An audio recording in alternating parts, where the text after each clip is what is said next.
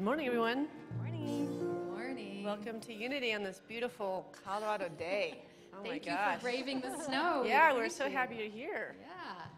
All right, well, we're going to start with a song this morning, and we'd love for you to join us singing along. So if you feel like standing up, getting some energy flowing, we'd love to see that happen. Get warmed up.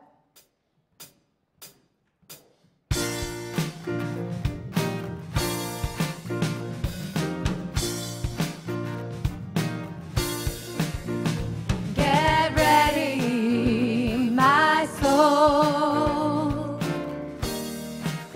I'm diving in. Get ready, my soul. I'm diving in to the deepest kind of love, to the sweetest kind of life. Get ready, my soul. Sing that one again. Get ready, my soul. I'm diving in. Get ready, my soul. I'm diving in to the deepest kind of love, to the sweetest kind of life. Get ready, my soul. Everything I've ever done, everything I've ever seen, everything I've lost or won, everything I've ever dreamed has brought me here to the present moment, here to a new beginning here, and I'm seeing life so clearly now. Get ready, my soul. I'm diving in. Get ready, my soul. I'm diving in to the deepest kind of love, to the sweetest kind of love. Get ready, my soul. Here we go. 'Cause here I go, deeper, deeper, deeper than I've ever been before. Here I go, closer, closer, closer to my secret source. Here I go, deeper, deeper, deeper than I've ever been before. Here I go, closer, closer, closer to my secret source. Get ready, my soul. I'm diving in. Get ready, my soul. I'm diving in to the deepest kind of love, to the sweetest kind of life. Get ready, my soul. Get ready, my soul.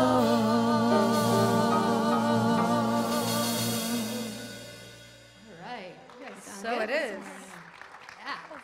Some good energy. All right, we're going to invite Steve Hayes out for an opening prayer. Good morning. Encourage everyone just to take a deep breath and settle in your chair. Let us pray. Today, let us practice letting go and letting God. Father, Mother, God, we are grateful that we are all one spirit. We are all doing the best that we can.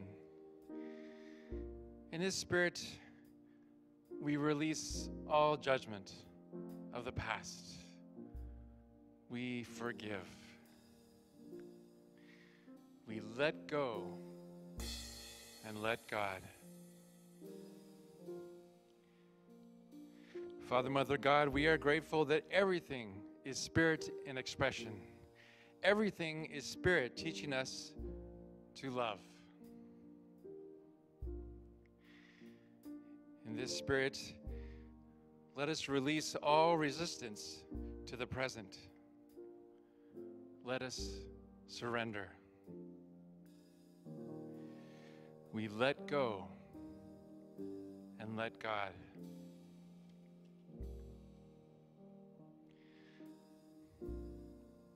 Father, Mother, God, we are grateful that Spirit has a plan for us, a plan that is infused with peace and prosperity.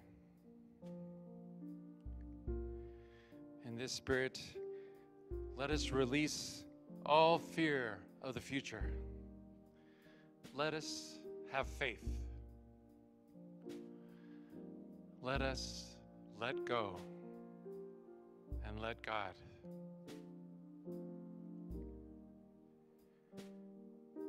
Father, Mother, God, we are grateful for our birthright of unconditional love. Thank you, God, for all your infinite blessings. To this we say, Amen.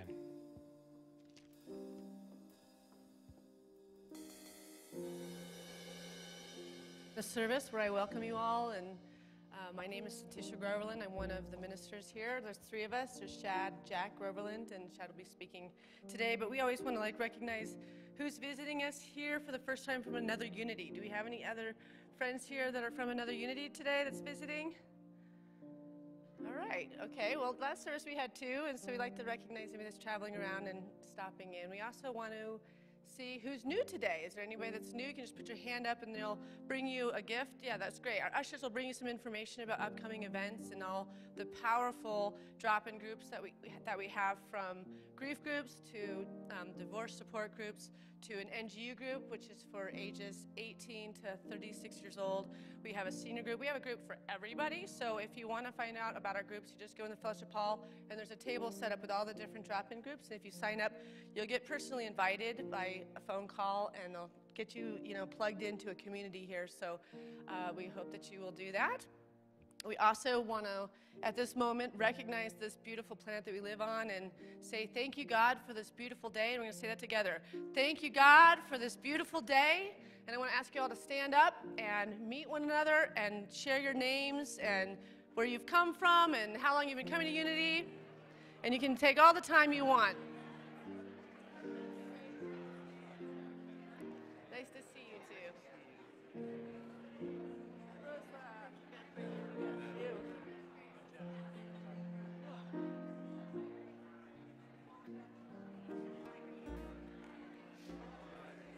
Thank you, God, for you. Thank you, God, for you.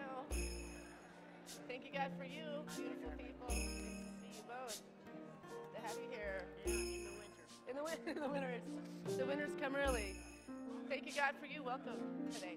Nice to see you. Hi. All right. I like seeing all the socializing because that means that we're all making friends in the same spiritual consciousness so that we can grow our communities. They say it only takes 10 people to change the world. So look at how many we have here to change the world together. So, all right. So I'm going to start the announcements off today. Mike does the announcements, but I'm going to be starting by inviting you to a prosperity class that I start a week from this Tuesday. It'll be from 6 to 8 o'clock. And I just wanted to read a quote from one of the books. There's 3 books that you have to read to be a part of it. So it is considered an advanced prosperity class, but it's just an advanced if you because you have to give time to it. It's not something you can just show up to the class. You have to prepare, you have to do some reading, there will be some papers, but it will be inspiring, and you're going to be pumped about the shifts that will happen in your life. But I want to read this quote from the book Spiritual Economics by Eric Butterworth, and it says it this way, and this is one of the books we'll be reading. There's no way you can really begin to understand spiritual economics or to make it work in your life until you are free from the sense of God up there and on fire with the awareness of the presence. God is not the grand man of the heavens, a great purser of accounts and disperser of divine substance. God is transcendent whole of things of which you are an individualized part. So what that is saying is that then we have the power. That puts the power in our hands, so that we are an individualized part of God. And so therefore, we can have hope again. We can shift the areas of our lives that are no longer serving us. So you have the power to choose yourself and love yourself enough that you will no longer allow the suffering into your life that you've experienced now. And also, you have the choice right now to have a second chance at good health, intelligence, finances, love. If you want these kind of shifts in your life, I really encourage you to see me out in the lobby. We'll be registering the class, and it's $75 a person. Thanks. That's $75 a person until next weekend, or until next Sunday. Then the price goes up to $95.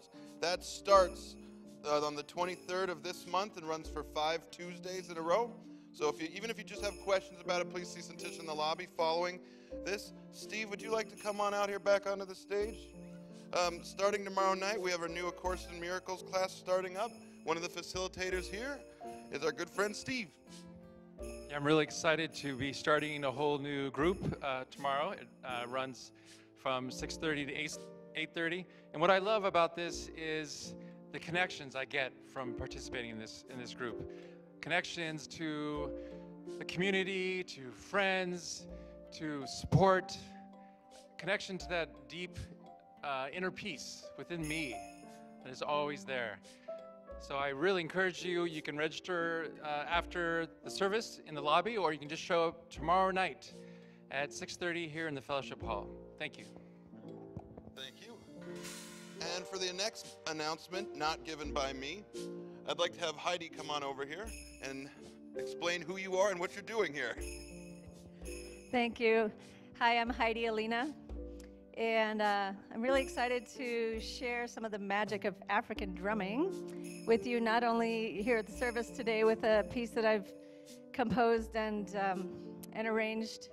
This is the first time that it's being played, so bear with us with that. But I'm also teaching a 5-week series here at Unity. A little bit about me. I was called to the drum at a very young age and began studying and playing complex rhythms when I was just 5 years old. I was really just a rhythm fanatic. I then went on to become a competitive classical pianist and got my degree here at CU Boulder in piano performance. I'll share more of my story with you in my classes, but for the last 20 to 25 years, I've been studying and playing professionally with master drummers and dancers from all over Africa. And I've been to Africa several times to immerse myself in the culture and music. So African drumming is inherently joyful and uplifting. It's an ancient, meditative, healing art form. It has the power to transform many aspects of our lives. It brings us together as a community, while at the same time deepening our connection with our inner selves. So it's really powerful. If you feel called to the drum, I hope that you'll join me for this series. And all levels are welcome. No experience necessary. We do have some drums available to rent. So if you're interested, see us in the lobby, or you can get more information on the website. Thank you. Thanks, Heidi. And that class starts October 22nd and runs for 5 Mondays in a row. And like she said, you could check out, learn about it more in the lobby. I did forget to mention on Steve's announcement for our ACIM, it's $15 to sign up for it and $4 for each class each week. Let's see, we have our NGU group that meets today at 12:45. They're going to be right in here in Fellowship Hall. That is our 18 to 35-year-old group. It stands for Next Generation Unity. If you'd like to check out that group, please just go right on over here. Everyone's welcome. And finally, last but not least, we'd like to invite everyone to come have lunch with us today at 3 Margaritas, which is just up here on 28th and Iris, for lunch at 12:45-ish. Just come on out and hang out. It's always a great time to have a good lunch like that. And please check out your handouts for all other ongoing and upcoming events. Oh, we also have a drum circle tonight. Another drop-in group. Does anyone else have any more announcements? No matter how short I try to make these, people keep coming to me and going, hey, here's another one. Jack's got one. Jack's. Yeah, to meet at the 3 Margaritas, that's down 28th Street, all the way down to Iris on 28th and Iris. That's where 3 Margaritas is. Come on over there. We all have lunch together, except if you want to be part of that new group, which is the Millennials, the New Generation Unity group that's meeting in Fellowship Hall. They have their meeting at 12:45, am I right? Okay, so you want to be there. That's even cooler than having lunch with us old people. Thanks, Jack. And that drum circle is a drop-in group. It's tonight from 7 to 9 in Fellowship Hall. Bring a drum if you have one, but even if you don't, we've got a few drums. I'm pretty sure that's all the announcements I have for today. We will see.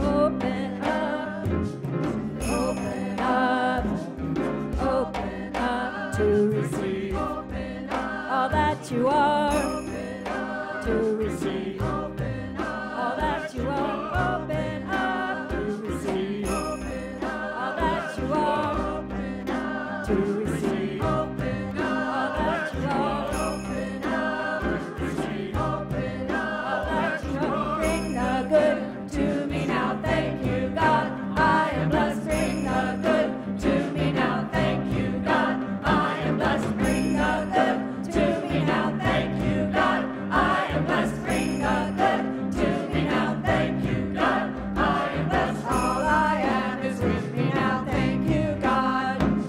All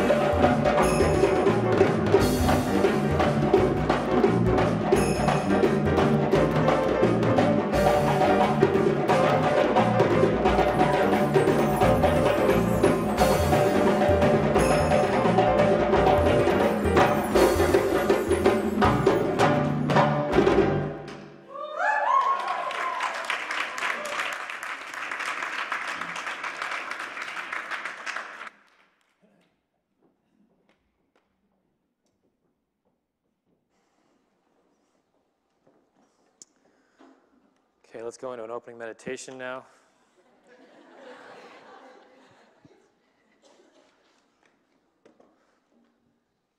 Pretty sure I heard this loud because we just shook all the snow off the trees all around the building. So they're all clear now for you. Good morning, everyone. How are we today? Energized now? Feeling better? Yeah. Everyone made it here okay? Well, if you're not here, you probably didn't, so I'm sorry to hear about that. We'll find you on the way home in a snowdrift. All right, let's start with some opening words of wisdom here from Winston Churchill, who said, "Difficulties mastered are opportunities won." So I'm curious here. I want to take a little poll by raising our hands. Who here agrees that life can be difficult? Okay, it just helps me see who's in denial still when we do that. All right, how about this? Who here thinks, by raising your hand, that life is supposed to be difficult? Okay, that's a far smaller ratio there. All right, well, today I want to present some ideas on that topic. So we're going to talk a little bit about that today. Now, whether we acknowledge it or not, we want to acknowledge it or not, there is this element to life that seems to be an adversary to our motion going forward. So we can call it difficulty, we could call it resistance to the flow, whatever you want to call it, there is that element to life. Some might call it difficulty, some might call it resistance, but really it's just an opposing force that might push us off our current trajectory, the direction we're going. Whether it's the right direction or not, it's something that pushes us off that direction. Now, what I'm talking about is a part of life that is when things are going good, and then all of a sudden they're not. Has that ever happened to anybody? Things are going good, things are going well, and all of a sudden they're not. Something shifts, something changes, and they're not going so good anymore. It's like when you have the finish line in sight on a project, and all of a sudden the finish line moves, and you're not even heading in the right direction anymore. That sort of stuff. Or when we think we can finally relax because we figured it all out, we've got everything in place that needs to be in place, the finances are good, the family's good, and then all of a sudden something shifts, and we just don't get to relax. We've got to learn all over again. We've got to change. We've got to readjust. We've got to get caught up.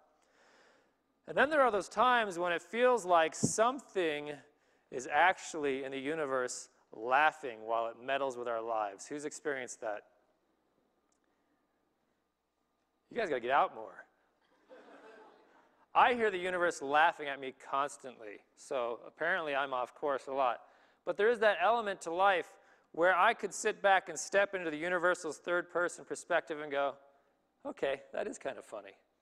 I could see how that was funny. Well played, universe. Well played. I wasn't ready for that. And I've actually known two people that were playing the stock market on paper. If you've ever heard people that do that, they practice playing the stock market on paper. They invest virtual money on paper. And these two people were doing very well on paper. And then the moment that they invested real money into the stock market, they lost lots of real money. It's still paper, but that paper mattered a lot more to them than the lines they had previously made on paper. So what is this? Their system was flawless on paper. They go ahead and they start executing in real life in the real stock market, and they lose everything. What is it about that that is so recognizable to us? I think a lot of us have been in that situation before. There's possibly a hobby or a side job we're going to start. It's all lined up. Things look perfect. And then as soon as we jump tracks, it falls apart. Right? There's this part of this that we see not only in our lives, but the lives of people around us. So what is it about this? That when we think we've got something figured out, things are going good, life does a 180 on us and turns us around the other direction as if something is just waiting to get us. Something just waiting for us to slip up or go out on a limb so it can get us. Well, this is not something that is new to modern humanity in the modern world. I don't know if you've picked up on that. This has been around since the beginning of time, as a matter of fact. And it's so prevalent that even the Native Americans gave it a face and a name. They called it the trickster. A trickster is a legendary supernatural creature that features in the stories, myths, and legends of the different tribes of Native American Indians. And this is how they define the trickster. Fundamentally causes confusion and is inconsistent. It is a deceiver, a shapeshifter, and plays tricks. It turns a situation upside down and often reflects the uncertain nature of life. Is anyone else living with a trickster in their life currently? Okay, there's a few of them around. And it's actually pointed out to me in between services that in the Norse tradition, there was Loki, which was the same concept, this uncertainty that's injected into life to throw us off course or throw things off course. Well, I like when the Native Americans, the different tribal traditions, would put a face and a name to a part or an aspect of life that they were experiencing, because this is the same thing we do in my house. For example, my wife and my daughter and I, when we're eating dinner, if we're eating pasta and we see on the edge of somebody's plate a pasta noodle that looks like it's falling off the plate, it's not just a noodle. For us, that pasta has a backstory.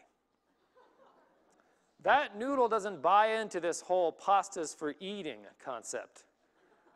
That noodle's thinking outside the box and says, I'm out of here. You're not meeting me.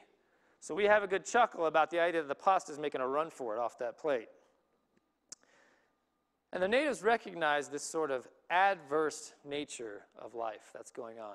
Something that makes sure that things don't always go our way. This element to life that makes sure things don't always go our way. And the fact is, we don't like it. We don't like things we can't control. We don't like the uncertain parts of life. We like predictable outcomes.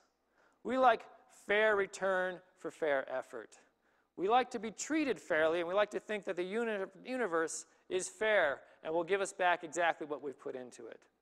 Unfortunately, I've discovered, I don't know about you, it doesn't necessarily always work that way. You don't necessarily get exactly what you're going to think you're going to get for the effort you put into it. So what is it? Do you think life gives you what you think it should? Do you think it does? Now you're torn. Because you're saying, do I answer literally or do I answer spiritually? Which answer is he looking for? Is life giving me what I deserve, or is it giving me what I think I deserve? Well, the thing that we've discovered is that when life doesn't go the way we think it should, we then think life is unfair. Right? If it's not going the way we think it should, we think life is unfair. And the natives were pointing that out with this aspect with the trickster, and actually Gautama Buddha talked about this as well. It was a part of his sort of fundamental teachings, and he actually hits the point quite a bit harder than the natives did with the trickster.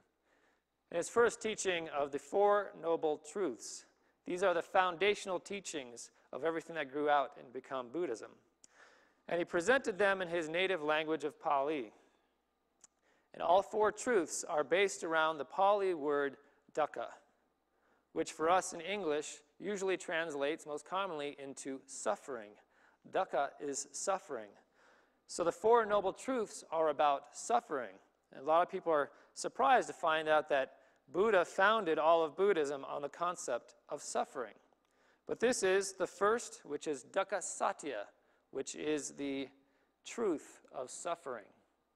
Now this is him speaking to a group of monks. He says, now this, monks, is the noble truth of dukkha. Birth is dukkha, aging is dukkha, death is dukkha. Sorrow, lamentation, pain, grief, and despair are dukkha. Association with the unbeloved is dukkha. Separation from the loved is dukkha. Not getting what is wanted is dukkha. Gautama Buddha recognized that there is also this element to life that we're talking about, and he called it suffering. And by and large, what he's saying is that the suffering is actually self-inflicted. Self-inflicted because of our misunderstanding of and our inappropriate relationship to the physical world. That is what causes the suffering. But as much as it might be self-inflicted, it is also in many ways useful and necessary. And this was the point that he's making in these Four Noble Truths. And that is something that we don't often talk about. That this suffering or the hardship or the difficult might be useful or necessary. And if that idea gets you upset, don't blame me. I did not come up with it. It predates me by many, many years. So there's lots of other people you can get upset at, including Buddha, if you'd like. So this is actually a deeper interpretation into this concept. This is from buddhanet.net. says the Pali word dukkha means incapable of satisfying or not able to bear or withstand anything, always changing, incapable of truly fulfilling us or making us happy. The sensual world is like that, a vibration in nature. It would in fact be terrible if we did find satisfaction in the sensory world, because then we wouldn't search beyond it. We'd just be bound to it. However, as we awaken to this dukkha, we begin to find the way out so that we are no longer constantly trapped in sensory consciousness. If there was not this element of suffering that comes with our attachment to the physical world, our disillusionment in the physical world, then there would probably not be a desire to overcome it. That is what this is saying. That is what Buddha was fundamentally teaching, that it is there for a reason. And without it, we may never have an impulse to try to grow out of this experience. And really, this is the entire lesson that founded and began Buddha's search for another way. He was living in his temple, he was living in his palace, he had all the physical desires of the world, everything anyone could imagine, and then he discovered outside his palace walls that there was suffering, which woke him to the fact that his life inside the palace was an illusion. That all of that was a facade, and that inspired him, that motivated him to set out and to find a way to end this suffering, to find a teaching, to find a truth that would bring this suffering to an end. In our Foundations of Unity class, which I was just teaching over the last 5 weeks, we were studying the book from Eric Butterworth called Discover the Power Within You. And in this book, there's a great example of what we're talking about here. Now, I have to preface, in this next reading we're going to read from the book, he's actually sharing a story about Abe Lincoln. So Abe Lincoln is speaking in the first person in this clip. So this is what we have here. Some years ago, I was passing a field where a farmer was trying to plow with a very old, decrepit horse. I noticed on the flank of the animal a big horsefly, and I was about to brush it off when the farmer said, "Don't you bother that fly, Abe. If it wasn't for that fly, this old horse wouldn't move an inch."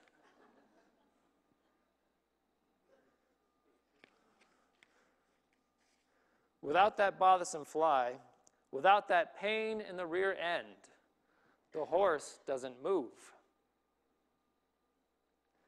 And I presume that that story is probably actually true, because that is an element of life. That is a part of the physical experience, that this element is here that we've been talking about. Something has to motivate us to move forward. There has to be something that's driving us to move forward. And unfortunately, we tend to be more motivated by pain rather than comfort. We're more motivated by discomfort than we are by comfort. So it is the discomfort that usually actually gets us to move forward. We have the term hitting rock bottom. People tend not to have that giant change in their life until they have hit, quote unquote, rock bottom. So when I heard that story about the horse, it made me think of a film I've seen called Catfish. And I don't know if you've seen this documentary film. Has anyone seen the movie Catfish, the documentary? What a sleeper film this is. Nobody in the first service saw it either. It is an amazing film. It's a true story. You watch it unfold as it's happening. And if you know anyone who's involved in social media, especially young adults and children, this is a mandatory must-see film for them to truly understand what's happening in the greater universe of social media, of the internet, and life itself. There's so many messages in this movie that weren't meant to be there. It's phenomenal. And I've watched it many times with my daughter and the different exchange students we've had throughout the years. They say, "You got to watch this movie." And then we have very deep discussions afterwards about all the things that unfolded. So I'm not going to tell you what the movie's about. It does take place in modern times. It is a documentary that happens in real time. But the reason that the story from Abe Lincoln reminded me of this is how the movie actually got its name, which comes from an aside that pretty much has nothing to do with the movie. It's just an aside that happens. There's a character in the movie, and his name is Vince Pierce. And Vince shares a story in the movie that's not particularly related to the movie at all, but he shares this story and they kept it in there. And this is what he says. They used to take cod from Alaska all the way to China. They would keep them in vats in the ship. By the time they reached China, the flesh was mush and tasteless. So this guy came up with an idea. Put some catfish in with them, and the catfish will keep the cod agile. This is an interesting concept. You see, the catfish nip at and annoy the other fish. The catfish forces them to keep moving, to keep swimming throughout the entire journey on their way across the ocean. Without that annoyance, without that motivation, they get complacent, they get agile, and they slow down, and they become weak. Now, even though Vince in this film is what we might call a simpleton, a very simple guy, he gives us a very enlightening, deep message along with this. He says, there are those people who are catfish in life, and they keep you on your toes. They keep you guessing, they keep you thinking, they keep you fresh. And I thank God for the catfish, because we would be droll, boring, and dull if we didn't have somebody nipping at our fin. Which really is a deep and brilliant realization, a spiritual truth that we probably hardly ever even think about. Somebody or something nipping at your fin is what really inspires your growth and inspires you to keep going. Not the people that constantly tell you, you're fine, you're great, everything's okay. Those that nip at your fin are the ones that really instigate growth. And here's something else to think about this story. The catfish was way outnumbered by the cod in the vat. Think about that. But they could have turned on that catfish and taken it out to make the journey easier, but they did not. They just used it as a tool to move forward. Instead of resisting and fighting back, they used that catfish as a tool to grow and move forward. Now, I had a catfish in my life. Has anyone else ever had a catfish in their life? I don't know why, but catfish seem to show up in the workplace a lot. I had a catfish in my life when I was working in Las Vegas. He was a fellow sound engineer while working alongside me. And he was convinced that he was the best sound engineer on the planet, and by far a better sound engineer than any of the other people on the crew. And he had no qualms about saying that. He was so sure of it that while I was mixing a show, he would actually come up and start correcting what I'm doing and try to reach over my shoulder to touch my console and make an adjustment. Let me tell you something about me as a sound engineer. If your hand touches my console, I am biting your finger off. I know what I'm doing. You don't need to touch my console. But this was the type of gentleman he was, and this is what we dealt with day after day. Well, the peak or the precipice of this moment was I was out of town, and in that crew, we did a very big show once a year. We did our big New Year's Eve show, which was a production bigger than Cirque du Soleil shows. It was this giant production, and whoever was the senior-most sound guy at the time got to mix that show. Well, I had finally risen in the ranks. It was my turn. It was my year. So I had taken a vacation. I was going to come back for New Year's Eve and mix the show, do the rehearsals. While I was out of town, he made the rounds to all of the management and informed them that I did not have the skill set required to be able to mix this show. That I would not pull it off, and it would be a catastrophe if they let me do it. So much so that he convinced them to not let me do the show and have him do it instead. So I got a phone call that they said, when you come back, you're not mixing front of house. You're actually going to be mixing monitors on stage. And I called everyone I knew. I was like, this is ridiculous, and there was just no doing it. I wasn't there. I couldn't argue my case. I got back, and I had to sit in the band pit with subwoofers all around me, as loud as it could possibly be for probably, well, including rehearsals, probably 18 hours, actually.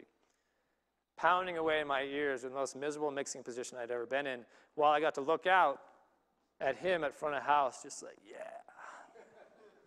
I got this. I'm the best. Well, you know where I was? Because I was out of town and that happened, I was here mixing the Christmas show while he was there destroying my life. A great show. A little bit smaller in scale, but still a great show. But this is an interesting situation. This is the Catfish in our lives. And what he actually did, he inspired me to become so good as a sound engineer over that year, to hone my skills, to learn my craft, to read the manuals of everything that we owned in our warehouse, so that next year there was no doubt that I was the engineer mixing that show, and I did mix that show, and he was on monitors. So there. But this is the opportunity. The cod could have fought back, could have made a stink, could have tried taking out the catfish, resisting and fighting. In the face of difficulty, we have a choice. We can either move forward or we can resist and fight back. When we get cut off in traffic, we have the opportunity of trying to flip off the other driver and make a scene and causing more difficulty, or we have the opportunity to learn from the lesson and make sure we now don't cut off other drivers and spread more peace instead of suffering and angst. And you know, twice in my life, I have seen people almost kill themselves trying to flip off another driver.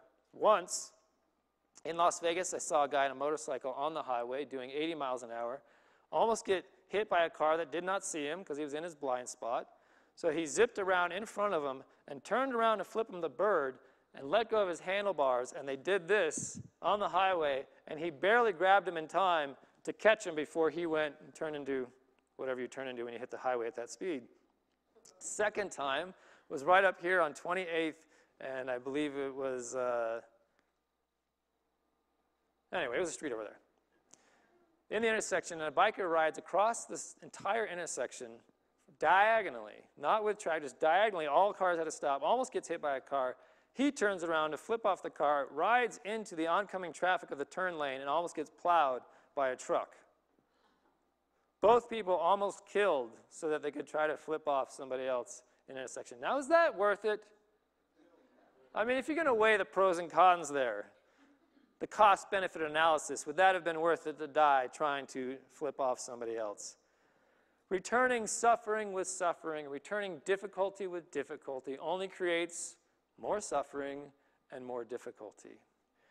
Returning suffering with growth and difficulty with opportunity actually creates a more spiritual world.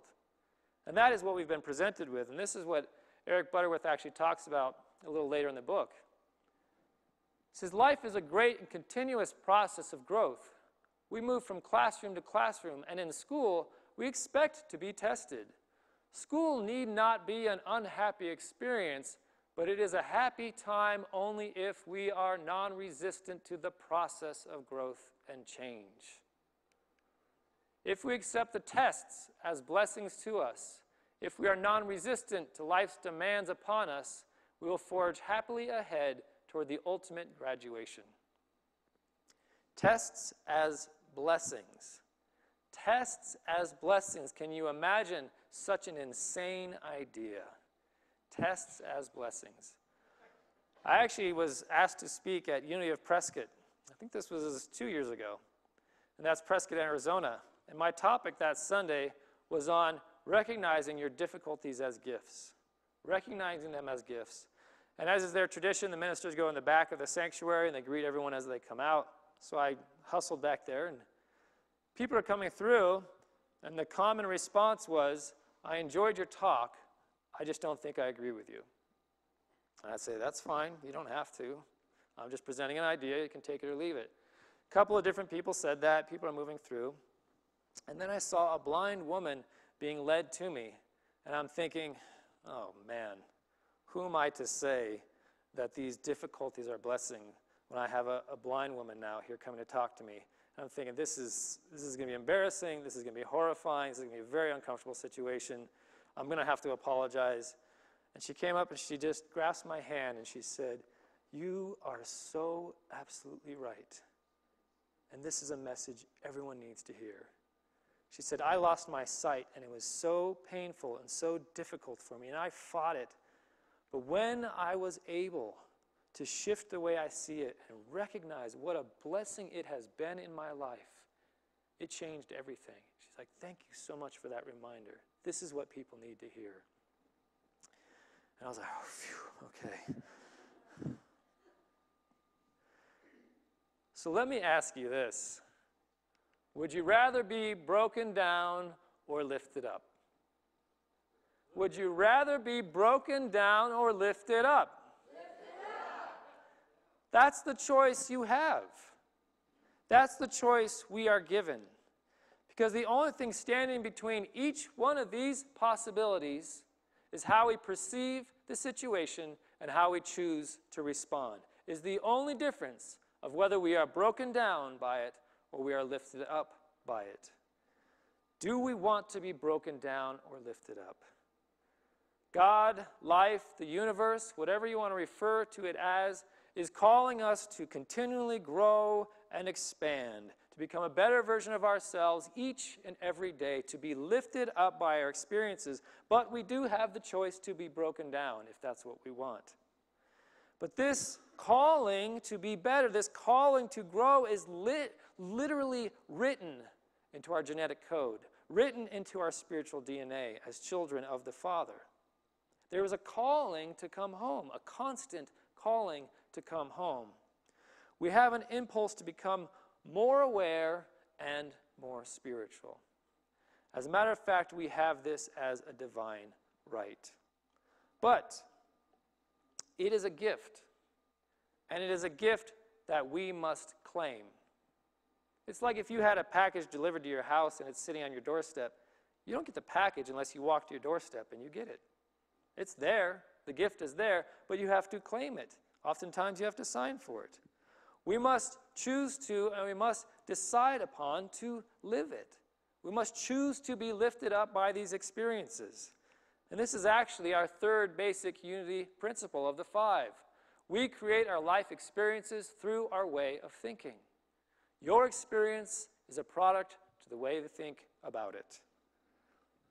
So now, how many of you are familiar with this symbol? We can have this up. Is everyone familiar with this?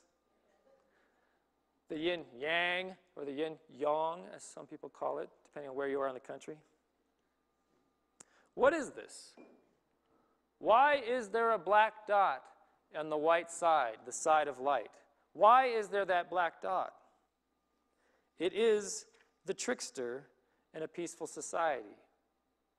It is the catfish in the vat of cod. It is the fly on the horse's rump. It is there. It is that element of life that is continually calling us to be better, to improve, to grow. No matter how good we think things currently are, no matter how much we think we already get it, it is that element of life that says, there's more. There's always more. There's always room to grow. And this element of life is not to be mistaken as evil. Sometimes we like to say this is the element of darkness that will constantly permeate humanity no matter how good we get. This is that element of evil. I don't see it that way. I see that black dot as an assistant or a guide, simply inspiring me along my path. And you can imagine it like the bumpers on a bowling alley. Is everyone familiar with the bumpers that you can bring up so your ball can't go into the gutter? I'm quite familiar with them because this is how I bowl.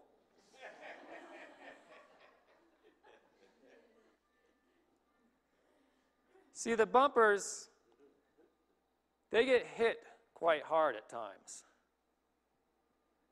And we bump into these bumpers in life when we're buying into the physical world and the illusion of the wants and the desires of this physical world. We bump up against this. But they are not there to hurt us.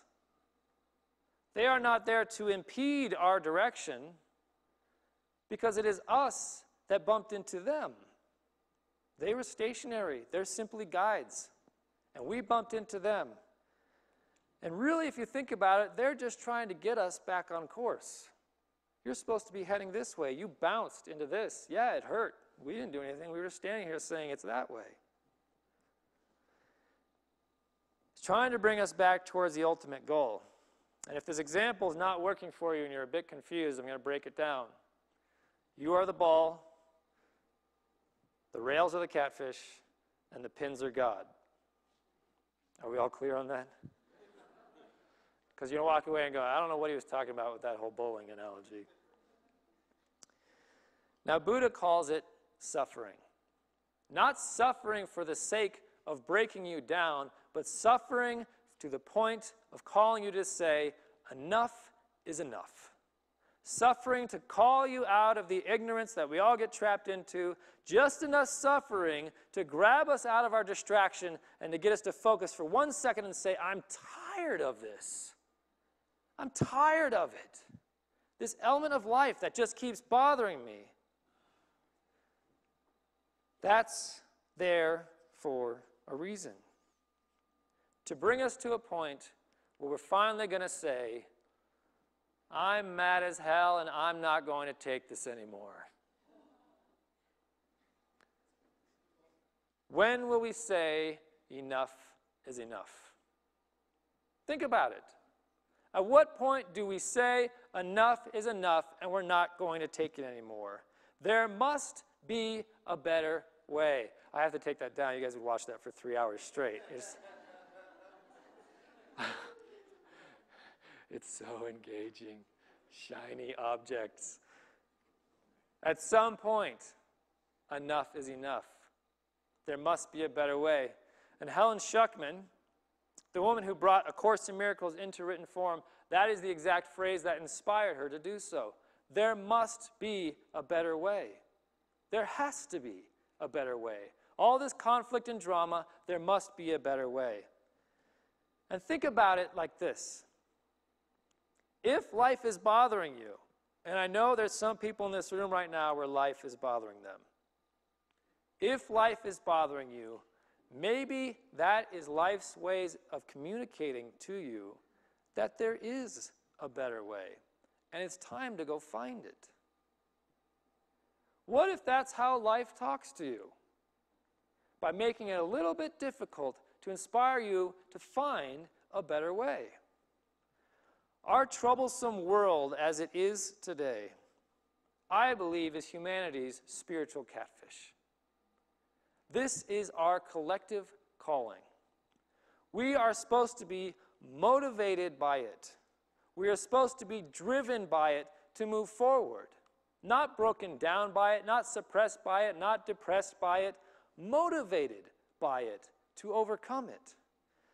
And the best way to overcome the problems of this world is not to fight against it, not to try and remove it or destroy it, but to come up with a solution that makes it obsolete.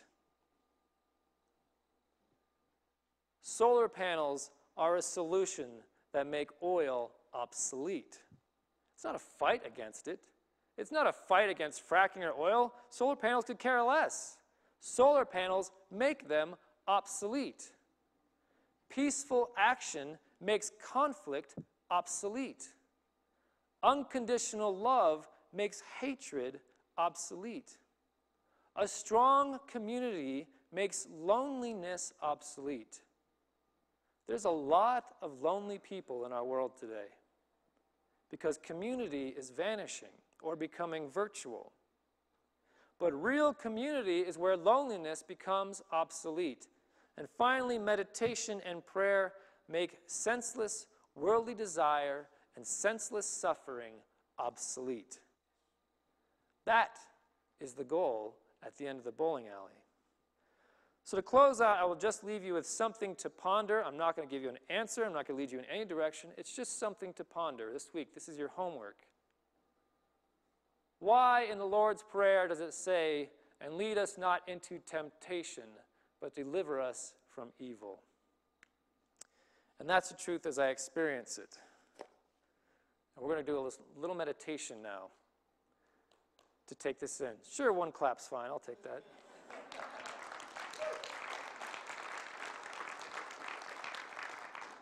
And if we're running along, it's not my fault. All the stuff that happened before me, it's their fault.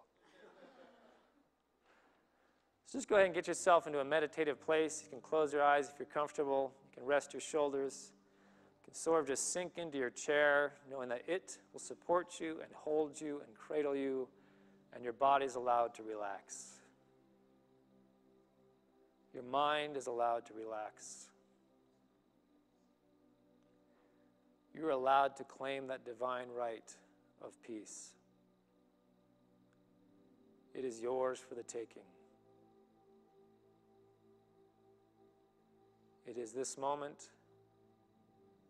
It is in every moment when we choose it.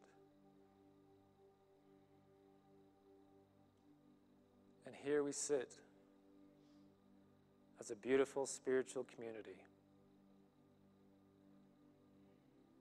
on an incredible day,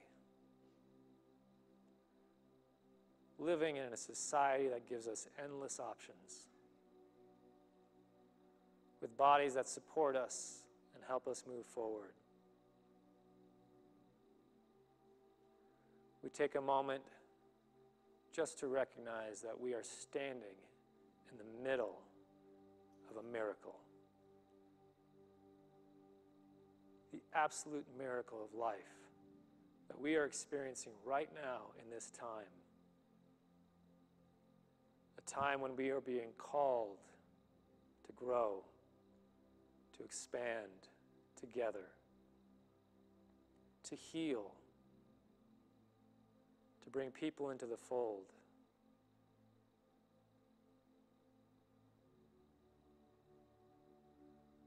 We have been called, as everyone has been called, to rise up and claim this divine right of divine joy, peace, truth, wisdom, compassion, and understanding. And just by sitting in silence with our intention on something other than ourselves, we begin to claim this right through the silence.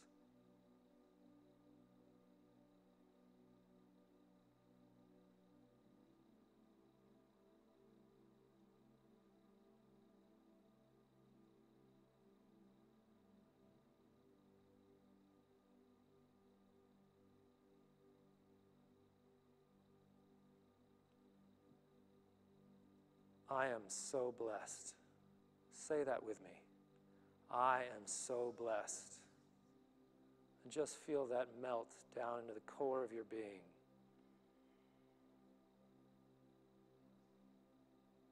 That might be the only truth you need today, this week, or this year. I am so blessed.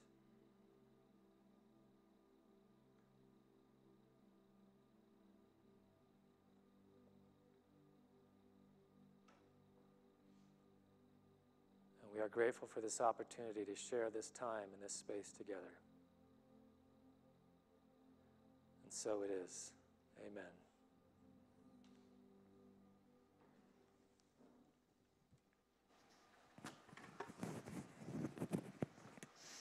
We will take an offering for unity now. As we're preparing to do this, let's realize what a blessing it is to have these truths that we share. You know, most of the world is left without the opportunities to listen to and understand how to get on with the difficulties in life. And here you have a beautiful message about how to deal with those things that seem to be interferences on our path, difficulties, challenges, and here we are given ways to deal with it. So what a wonderful way to receive. And now we have the opportunity to give back to this organization, this unity that provides this for us. So as we take our offerings in our hands, let's feel the gratitude in our heart as we give. And bless it this way. Divine love, through me, blesses and multiplies all that I have, all that I give, and all that I receive, because I give. Together, please. Divine love, through me, blesses and multiplies all that I have, all that I give and all that I receive, because I give.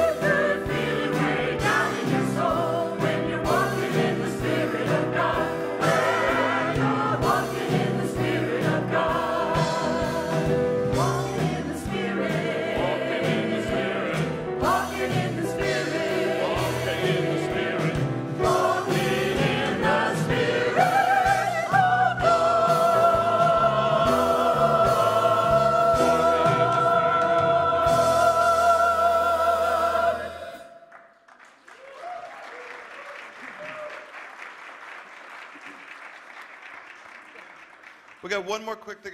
Carla, would you come on up over here? And Louis. Got one last announcement.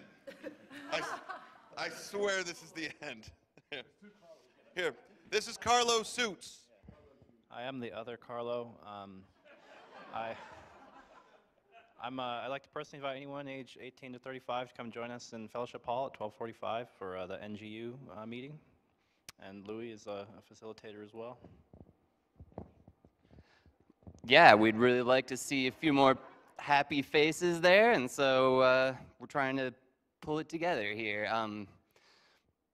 It's always going to have a spiritual kind of bottom to the group, but we're just really at our third meeting, so we're pulling together some ideas and hoping that 4 or 5 of you youngsters out there are going to show up. So thank you. At 12:45 today in the Fellowship Hall. Thank you.